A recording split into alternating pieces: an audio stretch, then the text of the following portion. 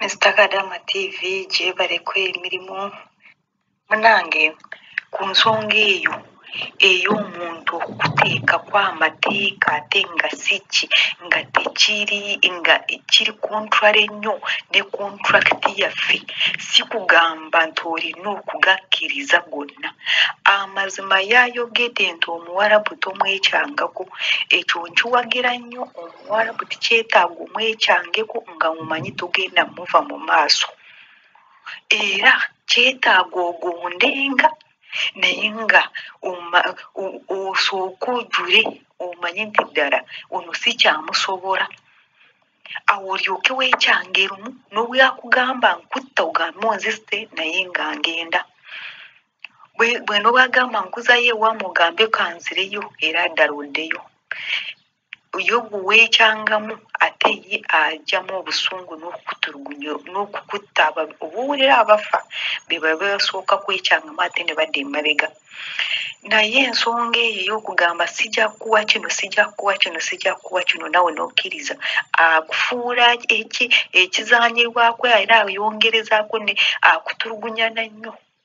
Nze mbadde ngamba kati ng'oyo singa engeri nze kubanga nze nkoze mu maka abiri, eryasooka kati ndi mu lulala, naye engeri nze gye mbalabyemu kyetaaga omutwalire obudde.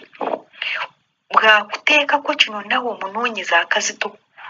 Kati nze oyo omuntu singa agamba sijja kukuwa mmere oneeyeguliranga, oba oyagala giisi ogenda gyegulira, oba oyagala kino ogenda kyegulira, nze nzikiriza n'engonda. Naye omulundi naye nfunamu bwe mba nfunye ssente musumbuwa, nnyinza okumugamba nti nze wano baseera jjukira abakazi be batteekako akamanyiiro, ate abakazi abo si be bavuga motoka. Nnyinza okubasumbuwa ku makya nga ngenda kugula kyakunywisa caayi bantwale.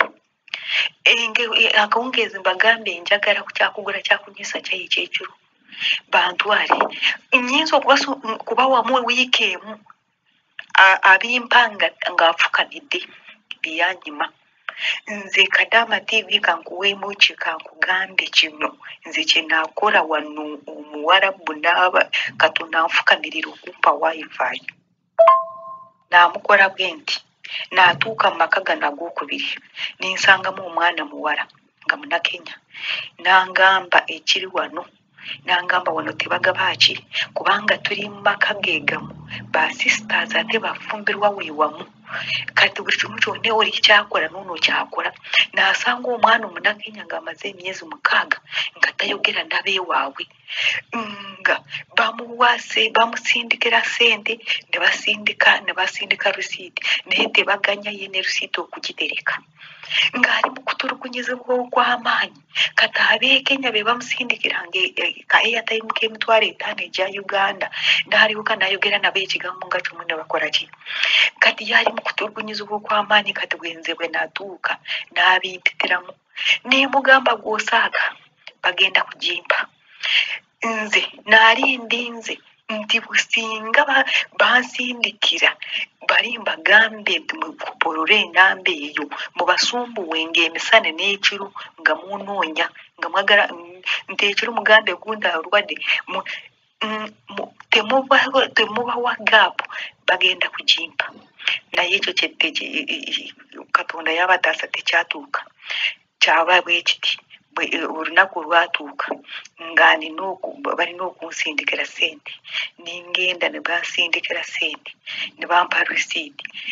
Nze ningikwata kubanga nze mba njagala nsooke enyuga omukazi, kubanga omukazi yeeki bw'oba n'olwana olutalusooka ow'amaanyi, bw'oba omeze ow'amaanyi manya nti abalala oba bawangudde.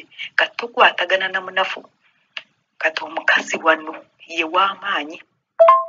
Sajja yantwala mu banka, yamala okuntwala mu banka n'amala kunsindikira. Bwe yamala okunsindikira ninkwata risiiti nintamugamba nti eno risiiti erina okugenda kusindikwa. Nintuuka waka ningamba omukazi nti gyeyo esimu yo nimpandiika bulungi ku kapapula enamba gye njagala asindikeko Uganda nimuwa wano nimugamba kano akapapula kakuba ekifaananyi okisindike ku namba eno Uganda nintuula wali nintuula n'agamba lwaki gwe tosindika tolina simu ningamba njirina esimu njirina naye siri connected n'agamba n'abitegeera ayagala n'agamba kangende omwami kale naye mugamba naye okikole mu bwangu kubanga ino risiiti erina esobola ku expiringa ekiro omwami najja era yajjanga emisana kubanga yitakolera nnyo ebikiri awo naye ekiro nimubujukiza omwami wamugambye n'asooka n'amukiika yogera munimbagano ku mutima ningamba nibwe mwekiika mbalina nebavaayo nimugamba nangamba omukyala nangamba gamba omwami kyobadde oyagala ninzijayo akapapula kange ningamba kano akapapula kakuba ekifaananyi osindika ku musumu yo sindika Uganda ku namba eno nangamba kati gwe waki nimugamba ensimu yange nze kati sitesobola kukikola nagamba kyetagisa ki ningamba kyetagisa WhatsApp kati nebasooka nebeegeyamu bwemala okwegeyamu omukazi n'amugamba kubanga oli omunakenya buli kaseera ye baagaana okumusasula naye nga bwagamba gundi okumusasula nga bamutwala ku ofiisi era ye bamuzunzya ku ofiisi bamutulugunya bubi kati era ne lumu bye bamusindikira risiiti eri feeki nga tebasindise sente era nabyo bamutwala mu ofiisi kati nabwe kati omanyi bano balimu akamanyiro balimu amagezi amatono kati nabwe bayagala nange bankole ng'ebyomunakenya ne bagamba omukyala n'agamba omusajja ono tumutwale ku ofiisi bwe baba bamusindikira ki bamukolera ekyo nekyayagala ffe tumukolere ne bambuuza tukutwale ku ofiisi ningamba yes ninsanyuka kubanga ku ofiisi waliwo esimu yange yali connected ku wifi ya ofiisi ng'amanyi nti nobwentuuka bwendi era mba nkola ki nsindika naye ate ng'amanyi bwe mba ntuuse ku ofiisi n'ensonga evaayo ng'ewedde omukazi n'asooka n'agamba bampa omutabani omukulu yabantwala omusajja n'agamba kamwetwalire iriza Kadaama TV ntutuukayo twagenda bwe twatuuka ku mulyango gwa ofiisi ng'esimu yange maze okwekonectinga ninva mu motoka nenyimirira wabwere wa ofiisi nimugamba omusajja nze kiwedde gwe yingira mu ofiisi nze kansigale wano wabweru nga nkola ebyange